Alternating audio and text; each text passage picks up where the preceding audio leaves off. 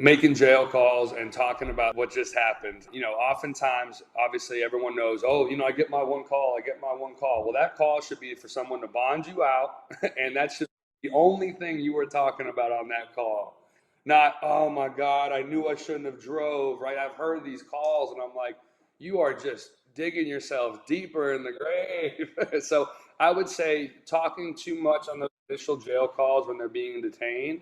And then I would say the next biggest mistake I see people make is oftentimes they're placed on pretrial release with drug and alcohol testing conditions. Well, they're stressed out. They got a lot of things going on. Maybe they have a drink.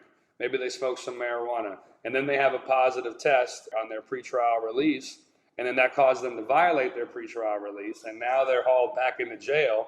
And now when they're being held no bond, the prosecutor has all the leverage, all the power, because now my client wants to get out of jail ASAP.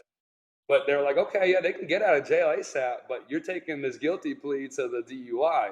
And then so it's that balancing act of the client, which I hate, which is, hey, we can file a motion to reinstate pretrial release. We don't know how that's going to go.